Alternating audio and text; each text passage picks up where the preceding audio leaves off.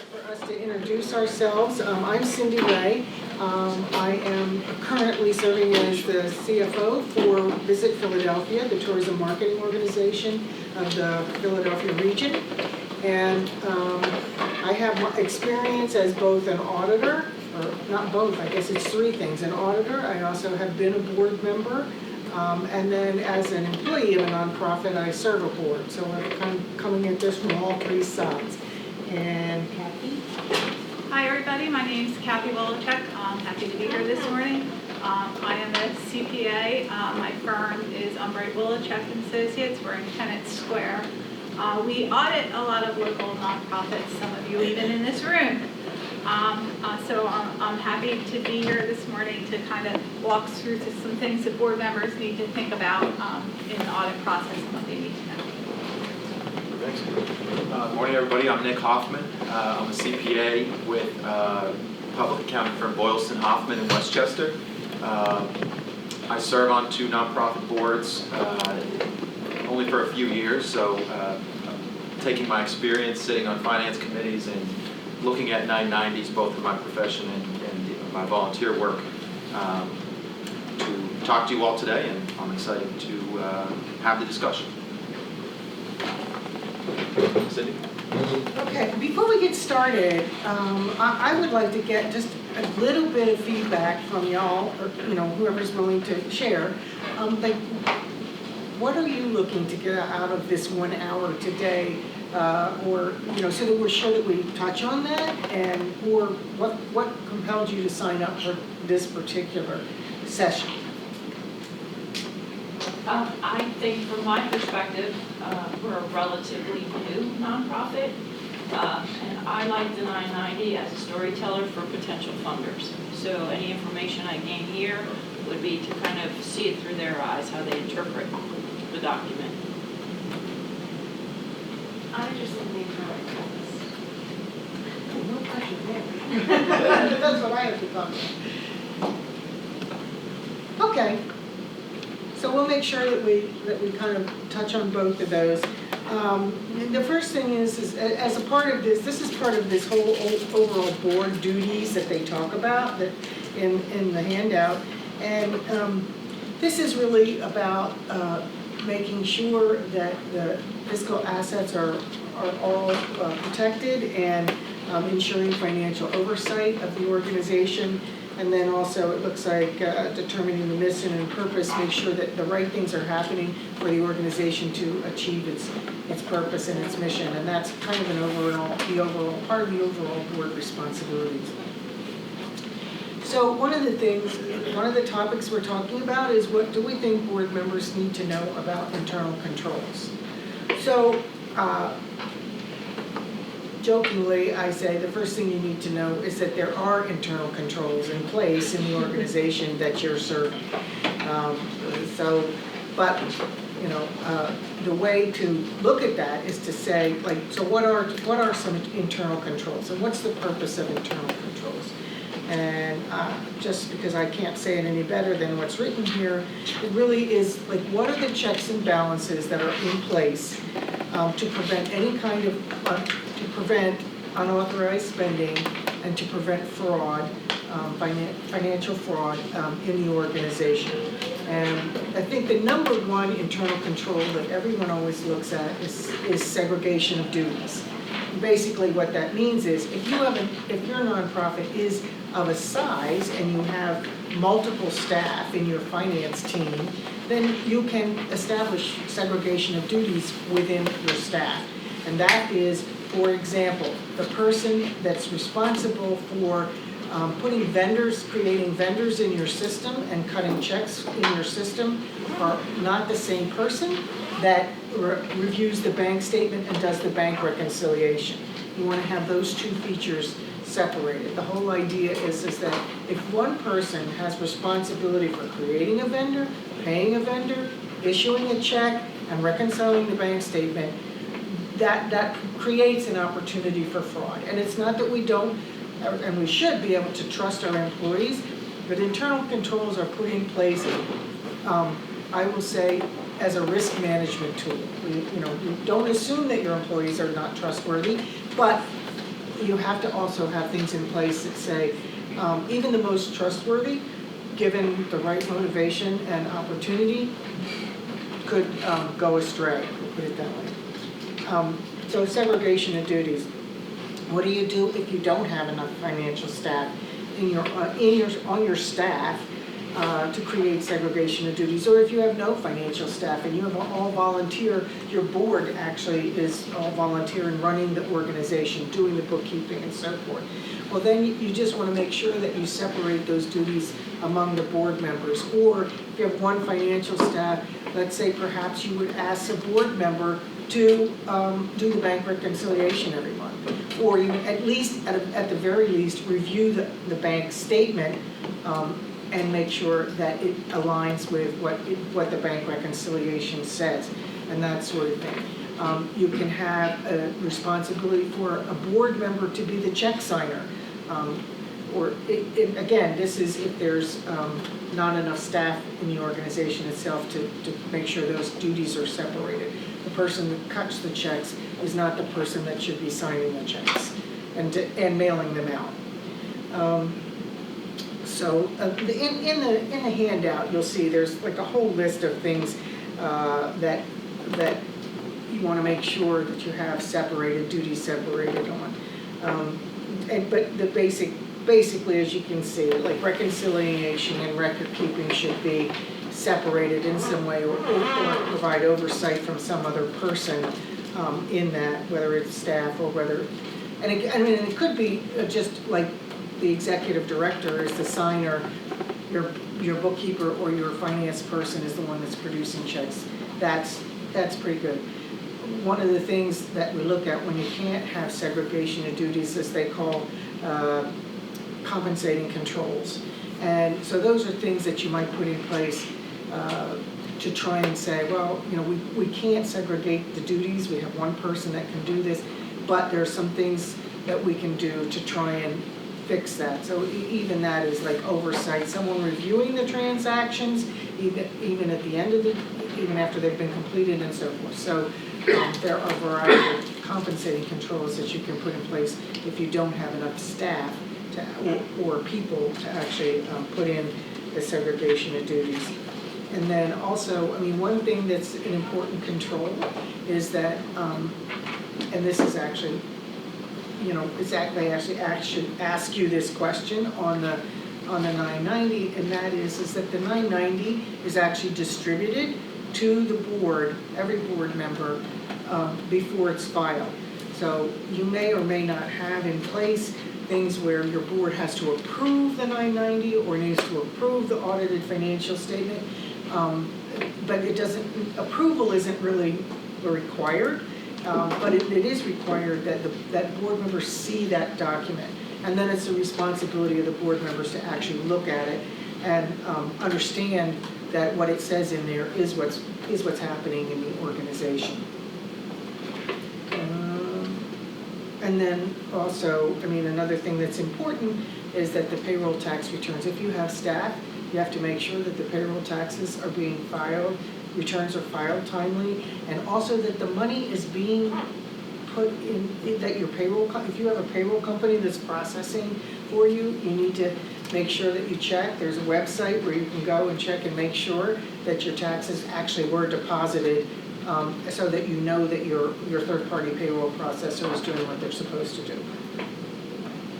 I have a question for you, Cindy. Mm-hmm. With your experience working with nonprofits on boards, where do the decisions on internal control, so the policies when they're developed or when they're discussed and managed, do you see that, are those reviewed during a board meeting, or is that specific committees that are set up to look at that?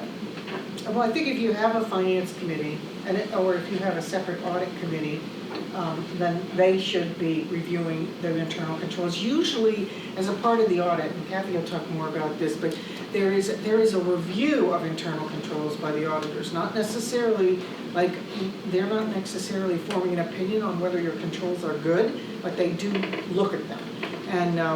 And there are exceptions to that, but generally speaking, that's how that works.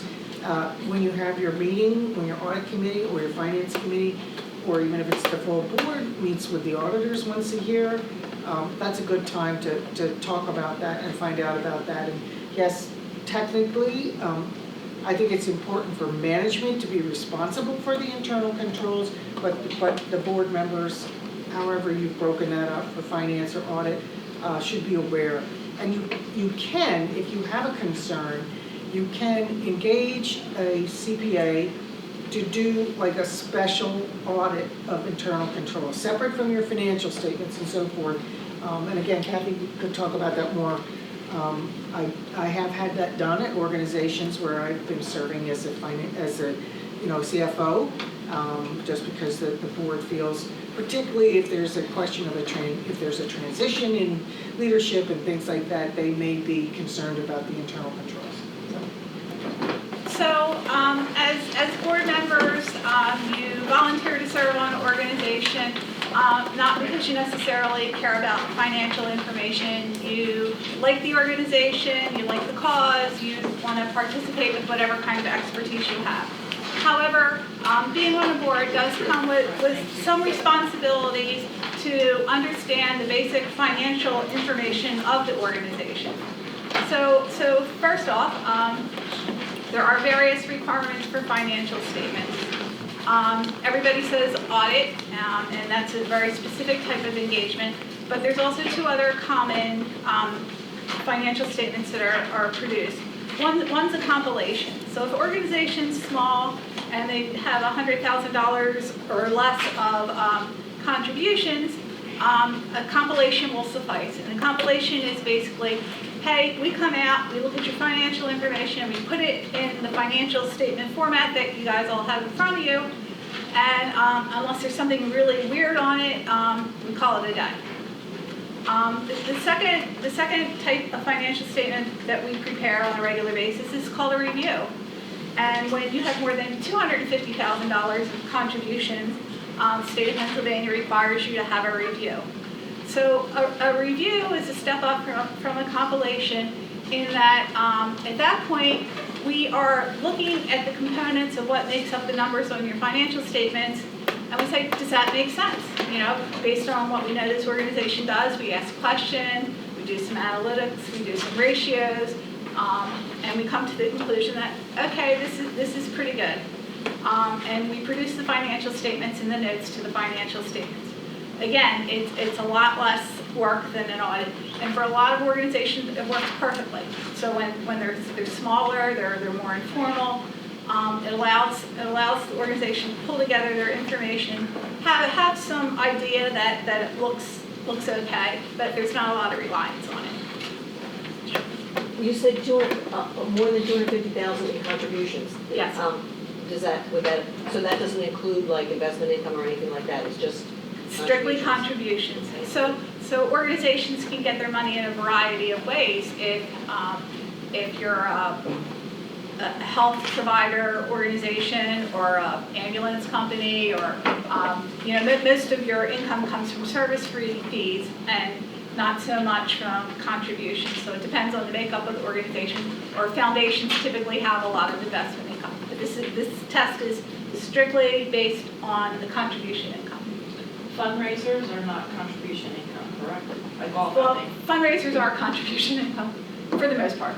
So tickets to the golf outing are in that category? Yes. Okay. So for the audit, are these financial statements just used as a part of the internal control process? Are they also used for tax filing? Are they used for the annual report? Or what are we doing? So they're used for a variety of things. So when I'm talking about these levels, these are requirements from the state of Pennsylvania. So that if you're collecting funds in the state of Pennsylvania, you fall under these guidelines. If you get certain amounts of government money from the county or federal government, or even sometimes grantors, under the terms of the contract that you have with them, they may require a particular type of financial statement.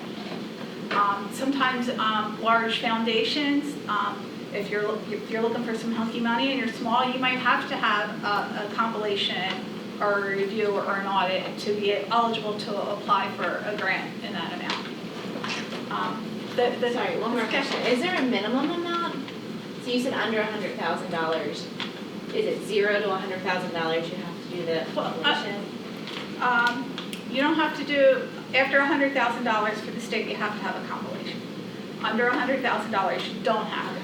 So it's over 100 for compilation, over 250 for review, and over $750,000 to be required for an audit. So an audit is a lot more comprehensive than a review. When we go in to do an audit, we have to plan the audit. So we have to take a look at your existing financial structures. We have to talk to people about the procedures and controls. We have to document those controls. Once we document the controls, we have to plan appropriate tests and of transactions and confirmations and decide how we are going to assert that your financial statements are properly stated. And that's different for every organization. So the easiest thing is you have to prove that your cash exists, okay? So we make you sign confirmations, we pile it off to the bank, and the bank comes back and says, oh yeah, they have this money. So things that are on your balance sheet, which are things that you have or owe, are generally documented very easily. It gets more painful when we look at your revenue and expenses because we have to figure out how to determine that your expenses are properly classified and allocated on your financial statement and that they actually exist. So when we go through and document the procedures related to internal control, sometimes we identify deficiencies in your internal control, and we're required to talk to you about that. What we're not allowed to do is design your internal controls. So we can say, hey, like it looks like you're weak here, or you're borderline here, or this seems fine, but we can't tell you what your controls should be or change your controls because that would be a violation of independence. So we can't test what we designed, right? So we can't attest to that. So sometimes it gets a little bit difficult to have that conversation, but the truth is we can talk about things that may be wrong, but we can't fix them. And that's where other accountants can come in and assist with that sort of thing. So you're on the board, the auditors came in, and now you're sitting there with this pile of stuff, the financial statements. And while you don't have to be a financial expert, you should kind of look at some key things that relate to the audit that are going to be important to know. The first thing is you need to know what sort of report you have. You want an unqualified report. This means that we came in, we did the audit, we were able to do the appropriate tests and determine that your financial statements are fairly stated. Now, does that mean that there's never anything wrong? We don't look at all of your transactions.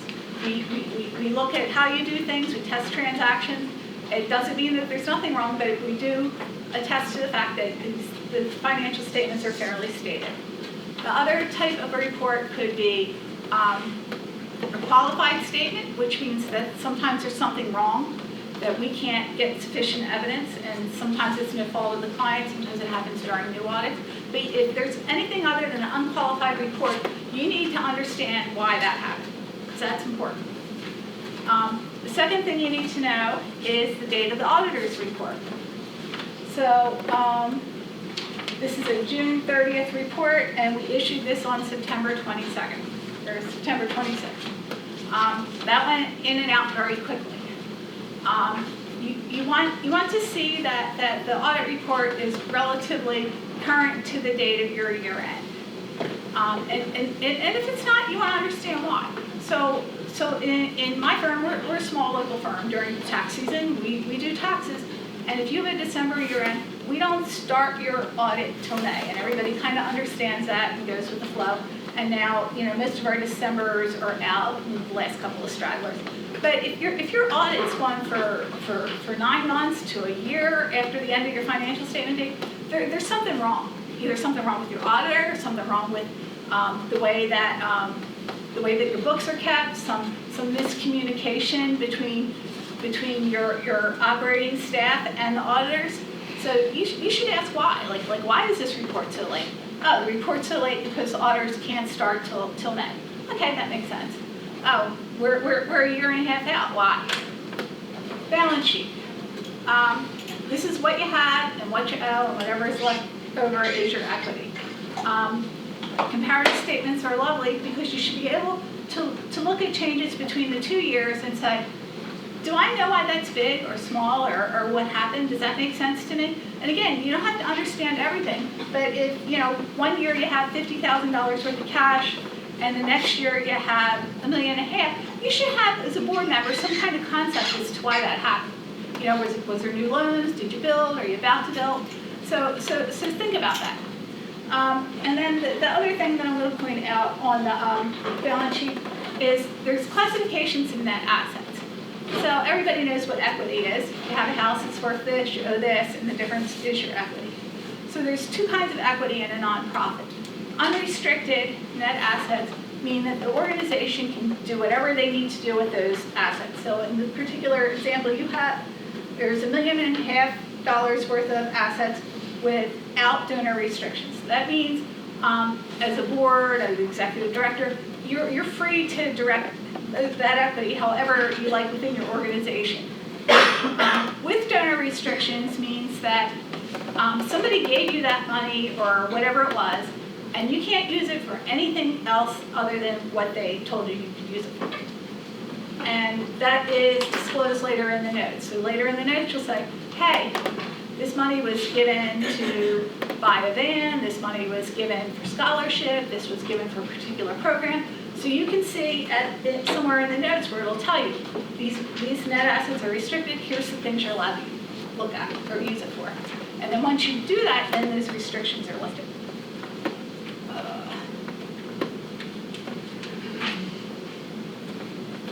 The next page is the statement of activities. And again, it talks about your income and expense. So in the statement of activities, it'll describe all of your support and the different ways that you have it, and it'll give you a summary of the expenses of how much was used to program, management, and fundraising expense. So again, you should, when you look at the categories, you should kind of have an idea of like, okay, that makes sense to me. I know we did that, or why is that so high? And again, that's where the comparative financial statements become super helpful.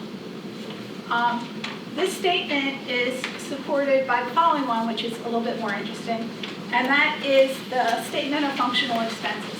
So the statement of functional expenses breaks up the different types of expenses into their natural classifications.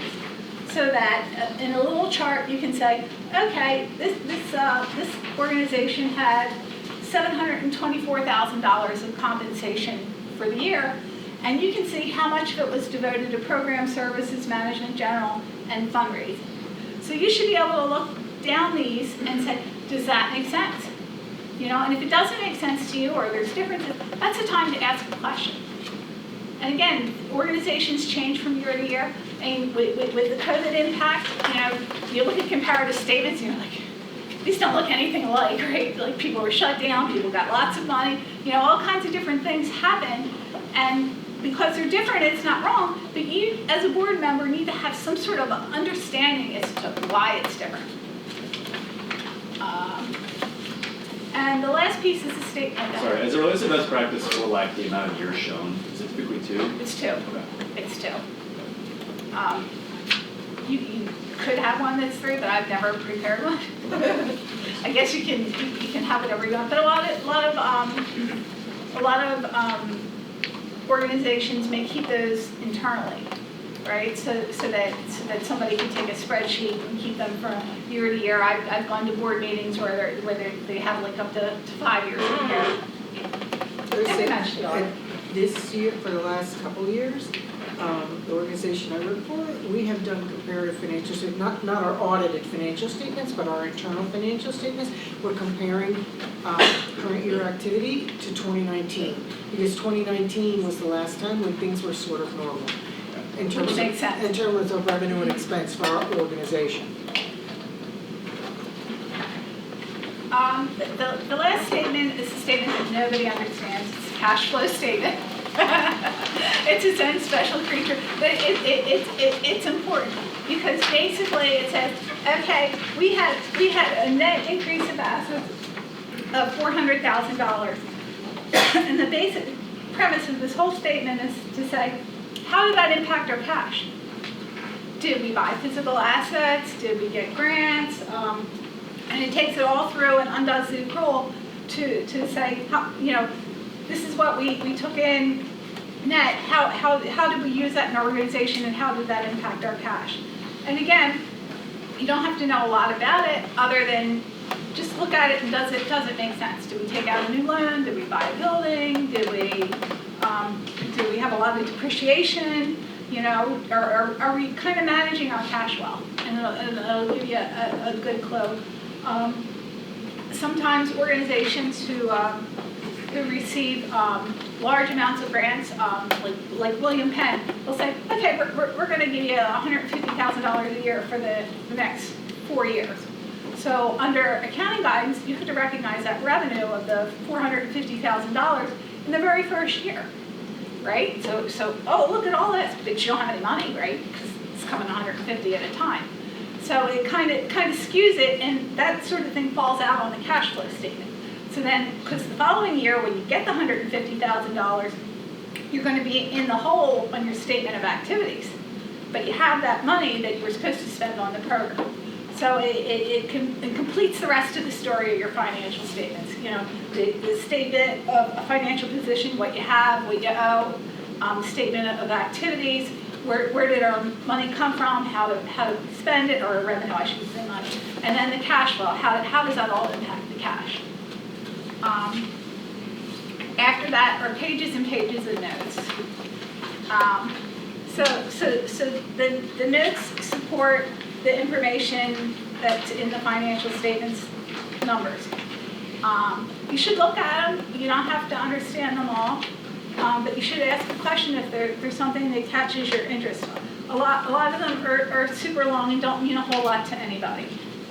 But they are important. They're required. The other thing, and I know boards really don't get involved in it, but finance committees, audit committees, and certainly like executive directors, you should look at the financial statements. The audit report can't be changed. You have to issue that audit report, and that's fine. But the way that you classify, the way that you describe, that's all you guys. Like the very first note talks about the nature of your activities and what you do. We're required to present that. I can come up with a generic anything off your website, but it may not be what you want to say about your organization, and you should always feel encouraged to look at those things, because that's what your donors are looking at, and say, hey, I want to change that up, or that program's not really important anymore, let's talk about something else. So you're free to add to anything that is in your financial statements, and you should kind of make it a point to do so as you're going through it. The last report that I don't have here is sometimes when you get government money, the basic audit report says your financial statements are fairly stated. If you're getting a good bit of government money, sometimes you're required to have what's called a yellow book audit. And in that situation, there's a second report where we attest to the validity of your procedures. And if we find deficiencies, we're required to state what those are. So if you have bad internal controls, we don't have to report those on a regular audit report, but we would have to report those on a second report. And you should always pay strict attention to anything that turns up on that. I'm trying to think what else. Oh, and then the last thing you should pay attention to is you should look at your adjusting entries. Like somebody outside the organization, somebody in government. And the adjustments are important because it tells you how much stuff do we have to change to make your audit report from where you start. So little organizations where you're at a kitchen table, not a big deal because they're keeping their stuff on cash. So we come in, we do the audit, we help you put your statements back onto accrual, and there's a lot of adjustments, but they don't mean anything because they're not going to change. Everybody understands that you're keeping it cash.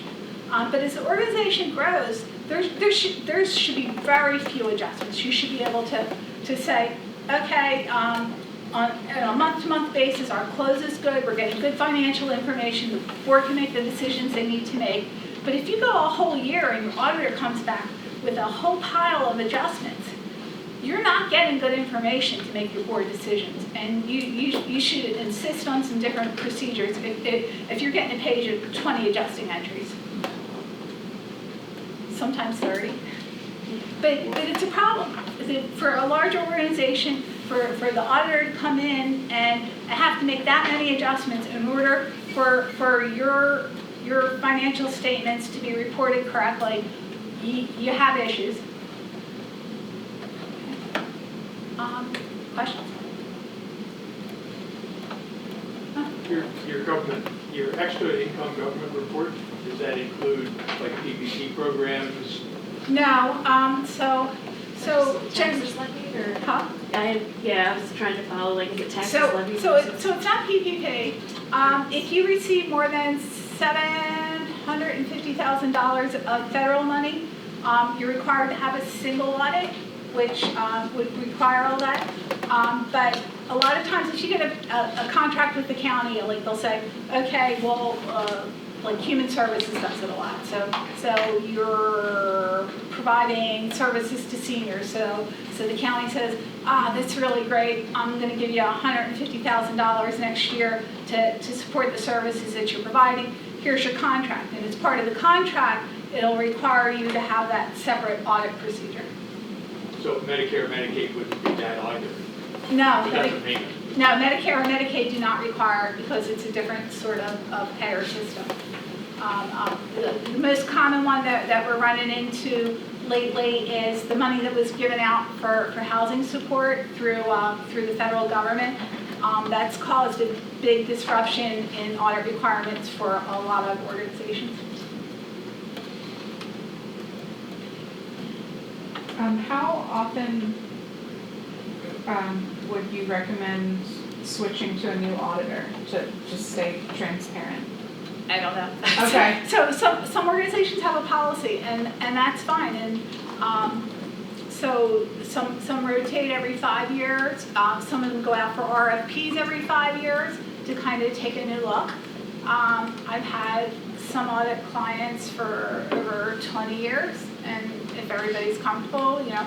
And when you make a transition, you should know that auditors are used to this. So if you feel like you need a transition time, nobody's insulted. Like we all play in the same sandbox. So it's like, okay, if we're rotating, we make it easy for you. Other auditors make it easy for us to move that information. Does it matter like when you actually make that decision? Should it be like in the months leading up to the year end or a year in advance or? All right, so if you're going to do a rotation in an RFP, you need to start early, because all I'm going to say there's a shortage of people going into public accounting in general, and audit firms are carefully screening clients because of their capacity to take on new work. I know we can't take on any new audits at this point because I don't have the staff to do it. So if you're looking at changing up auditors, you do it early, because if you said, even now, like if you came to me and said, my audit's in December, I'd like an RFP right now, I would have to turn you down until I find more people. Well, I have a perspective on that from not working in an audit firm right now, and that is, I don't think it's necessary or even, I'll say efficient, to change audit firms unless you have a reason that you feel that your audit firm is not doing a good job or something like that. I mean,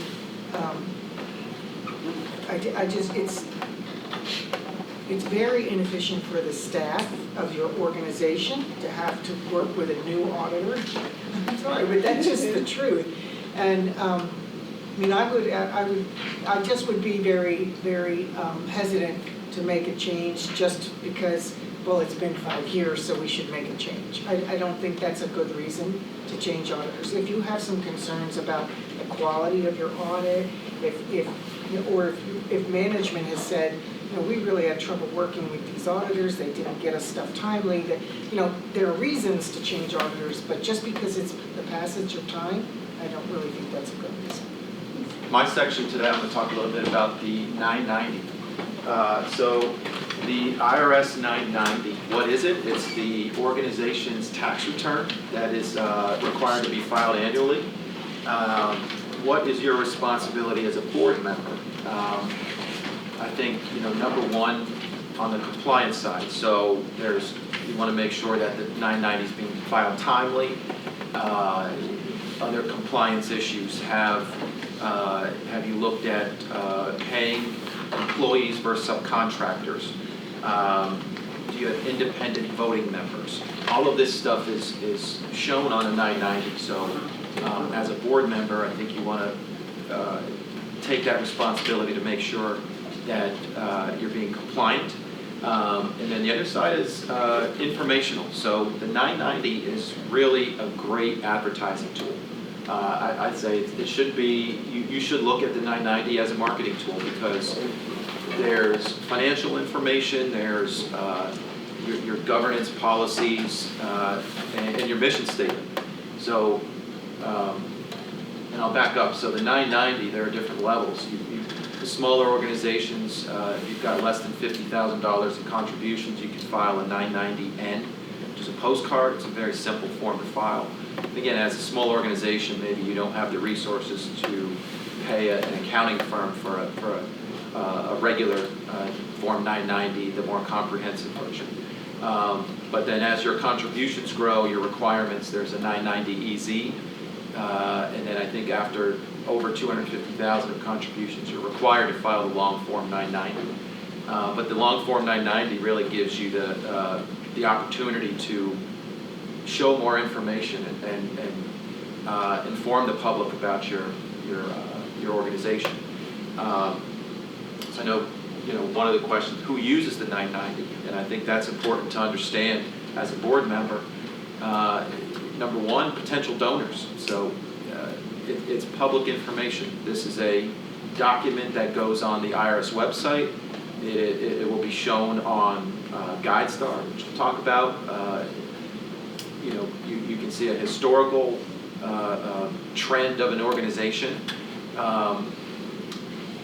But the mission statement is shown. So potential grantors, when they're deciding which organization to make a grant, they may look at a 990. Volunteers, people that want to spend their time deciding which organization they want to devote their time to, they may look at this document. Potential employees, somebody says, hey, I want to get into the nonprofit workforce. I've got a few in mind that are in my region. Let me go check out their 990. It's a public document that a lot of people can form an opinion on your organization. So I think as a board member, everybody's got the responsibility to put forth their best effort to be compliant, but also make your organization look attractive to whether it's donors, grantors, or potential volunteers or employees. You've got financial information. You're going to show on the 990, right on page 1 is going to be your revenue and expenses for the current year and the prior year. So right off the bat, somebody's going to get to see the performance of your organization. Right on page 1 is actually the mission statement. And I know in the last session, somebody asked a great question of, they had noticed that some of the larger organizations had very brief, maybe one-sentence mission statements. And some other organizations may have longer, paragraphs of a mission statement. We kind of asked our opinion. I'm not going to give the answer on my opinion on what your mission statement size should be, but when it relates to the 990, I was just looking at a 990 yesterday, and the space to put your mission statement, it's only like a line and a half long. So if you've got a longer mission statement, you'll have to list, hey, see an attachment, and there's a schedule. Schedule O will be the page where you'll go see that attachment. You can see a longer mission statement there. But as an organization, if people are going to go to look at your 990, page 1's going to be the first thing they see. You may, maybe it's my opinion too, you may want to have a smaller, concise mission statement that's it stands out, it's apparent on page 1 of the 990. But I thought that was a good question.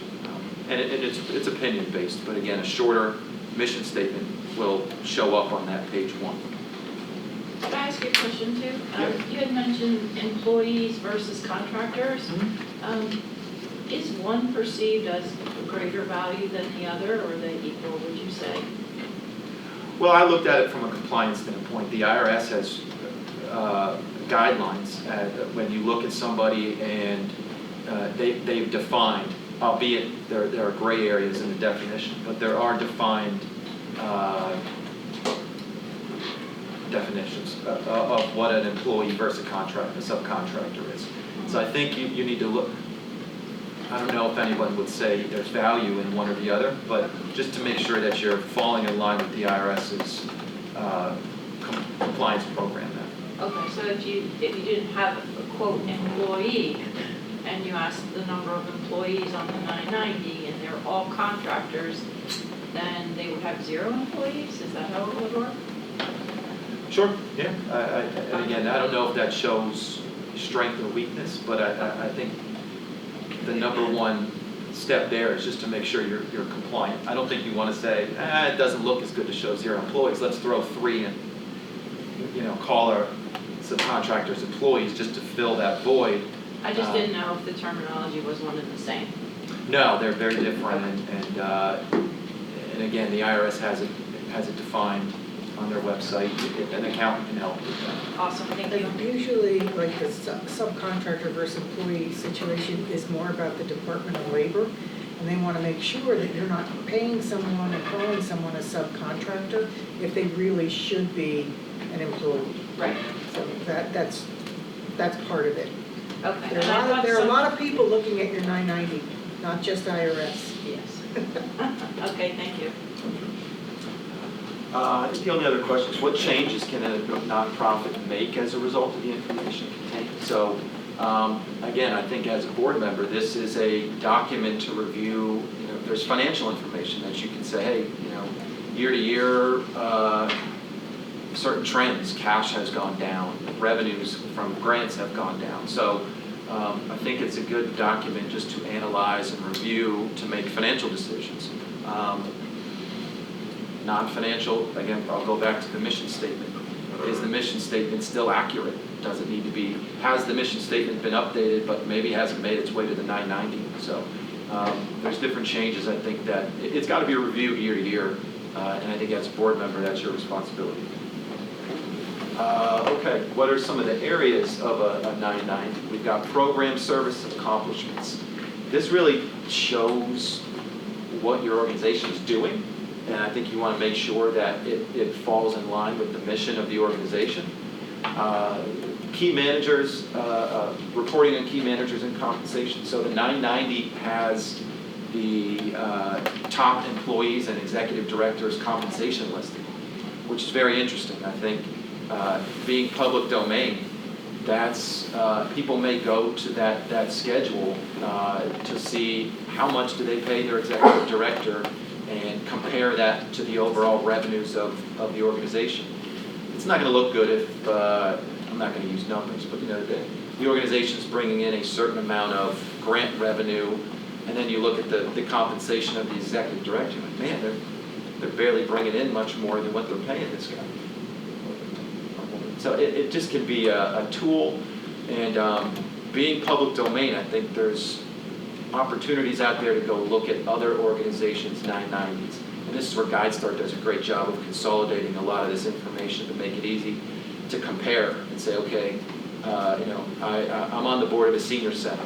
Well, let me look at the other senior centers in the county and see how much do they pay their executive director or their most highly compensated employees. Are we in line with them? Are we overpaying? Are we underpaying?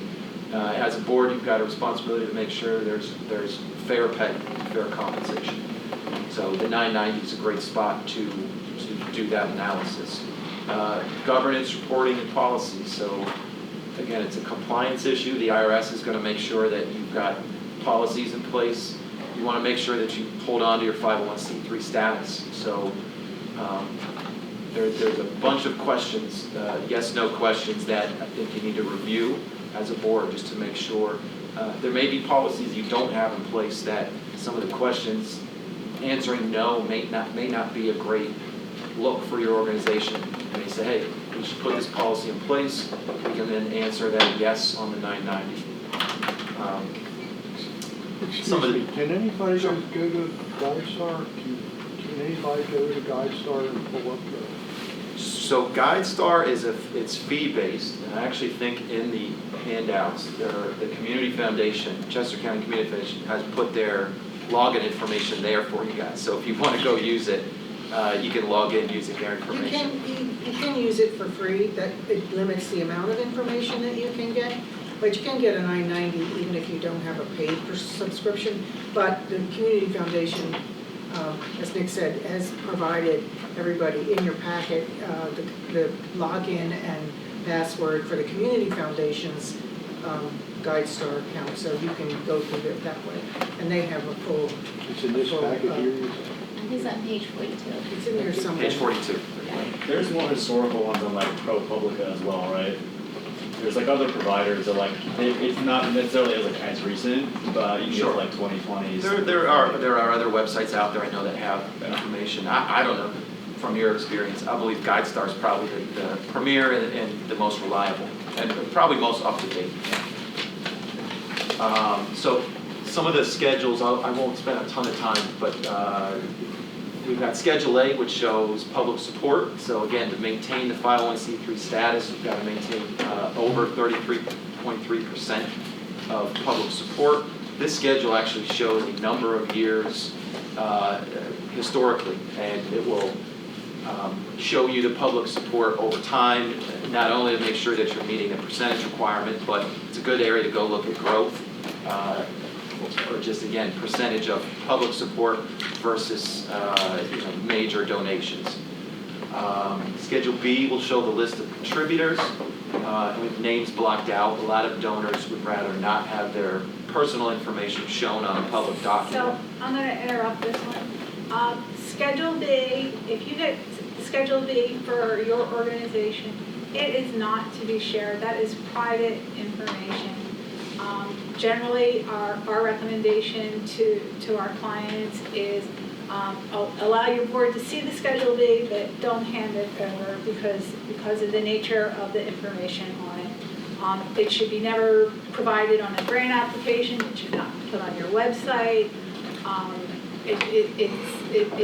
It's a very private document and needs to stay that way.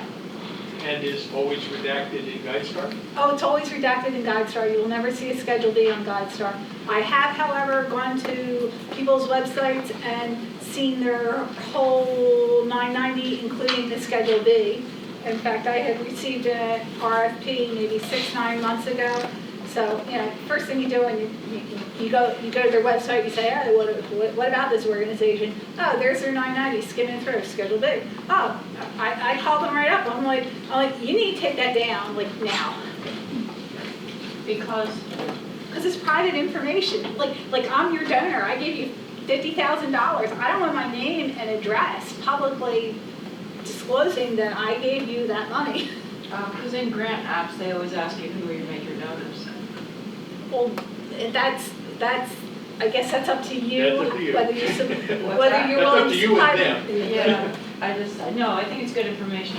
I know that. Thank you. How about with the IRS? I mean, you're submitting it to the IRS. Well, the IRS requires it. Even if somebody says that they want to be anonymous, if you know who it is, you are supposed to report it. And the IRS accumulates all that money or all that information for all kinds of strange reasons that I'm not going to comment on, but it's technically required if you know who gave you the money. So you can have your government reporting copy that goes to the IRS, but then you've got your public disclosure copy. It's what you put on your What about the access on website. the IRS web through the IRS? The other access is to 990s. It's that one that's never disclosed. Correct. But what about donor advised funds? Do they fall into that contributors or that's completely different? Donor advised funds would be reported on Schedule D. It would, okay. Okay, so other information that are shown, I'm going to quickly go through. We've got revenue sources, functional expenses. I think this is a good one. So, your expenses are going to be broken down. You've got program, management, general, and fundraising. This is an area where a potential donor may go to and see, okay, how are they spending their money? Too much management in general, again, compensation will be shown there. People can make their own opinions when they look at this information. Fundraising, do they spend too much money on fundraising? Is it adequate? Is it a good source of revenue? And this is where GuideStar, I think, because of public information, you have the ability to compare to other organizations. Does your organization, when compared to another one, spend more money on management in general? That's probably the one area where a potential donor may look at and say, I don't know, I don't like this organization. They're just blowing way too much money. A lot of it's necessary, and I think when you speak to major donors, that's something you can explain to them if they point it out, or if the numbers are what they are, and you've just got high management and general expenses. That's a conversation to have because it's public information, they're going to see it. Balance sheet will show that. So working with those families, especially in this sort of high net worth, ultra net worth space, they call it like impact, and they love seeing that high impact percentage. So it's basically like that percent between management costs and then what's actually just impact. Okay. So, just a thought. Transparency, right? Yeah. More information that you can give people Yeah. just to paint the picture. The balance sheet, so the 990 is going to show how much cash the organization has. If they've got receivables, how much money they expect to collect. If they've got any debt, if they owe anybody money. Paints a picture of the stability of an organization. So cash, that's where I go. If somebody's year to year operating on a small cash amount, that raises a question to me. And there's other schedules, there's other things here that can paint the picture. If they're very cash heavy, well, they're pretty solid. I think that solidifies their sustainability over time. So a potential donor, that's something they may want to consider. Is this an organization that's going to be around for a long time? If I make a gift, is it definitely going to make an impact over time?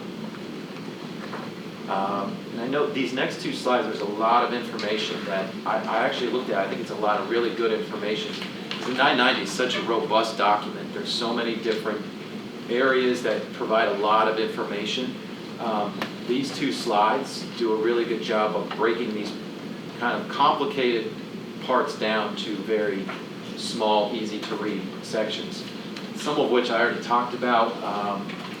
Here's part 7, compensation of officers. So that's the area where everything's listed, the salaries. Again, I won't. If anybody has a question on any specific part, we can discuss it.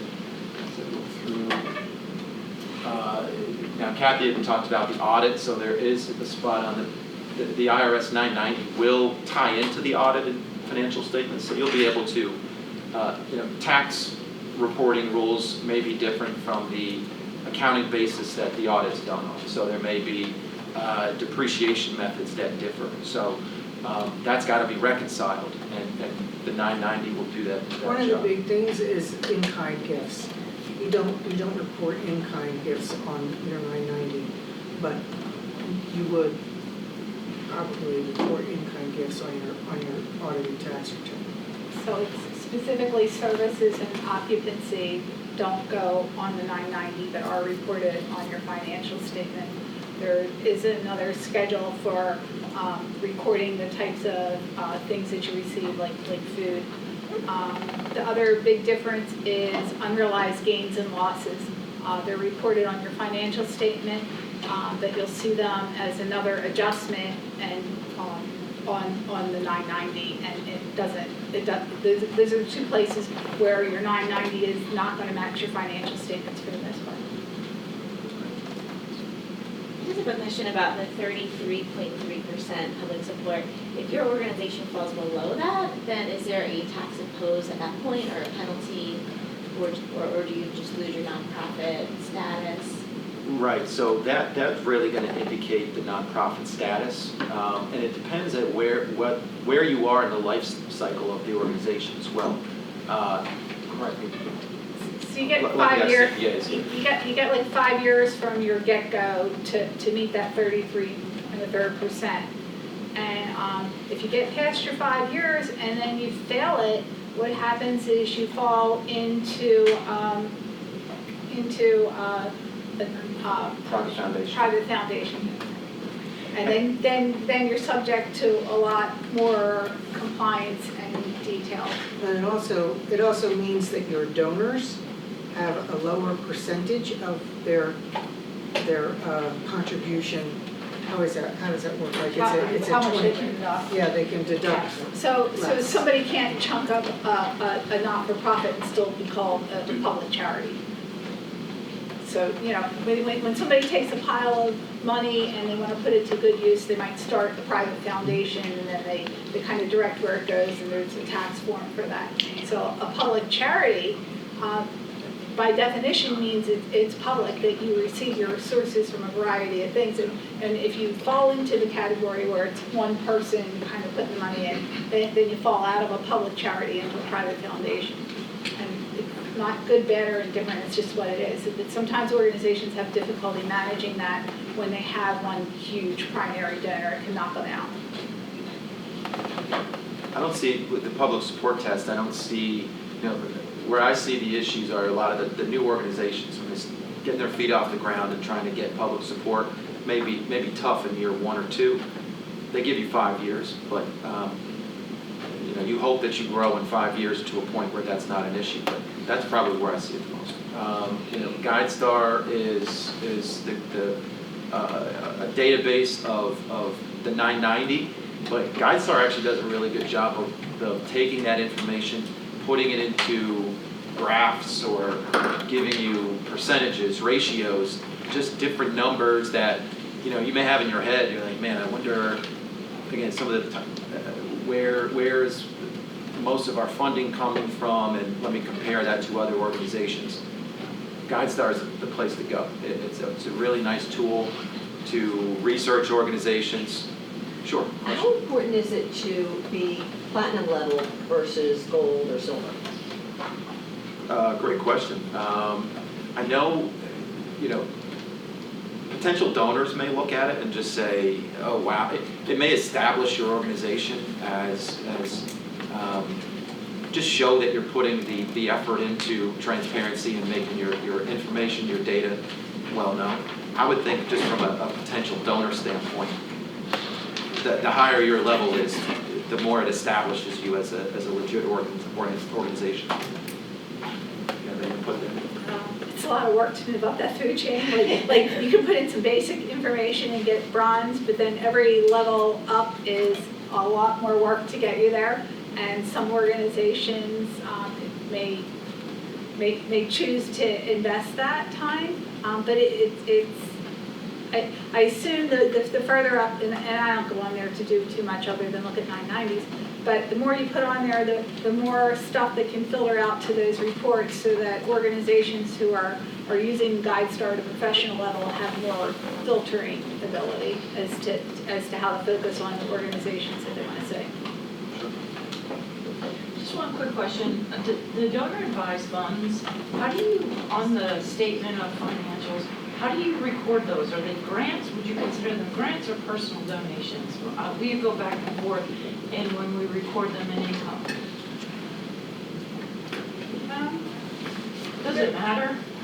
Well, again, the statement of activities can classify however you like. So some organizations just have contributions. Some organizations will have government grants and foundation grants. Your choice of categories is based on how you want to emphasize your financial statements. Okay, so it's up to the internal. It's up to the more important part is once you decide which falls into those categories or what categories you're going to use, you want to be consistent. Like you don't want to put it here this year and in the other category next year. because that just looks bad. You know, you want to be consistent in your decisions. Okay, thank you. And if you do change a category, then you want to make sure that you go back and reclassify anything that you're distributing. No, it's 2 minutes past when we're supposed to wrap up, so any other questions, feel free to come up to us, but thank you all. All right, thank you.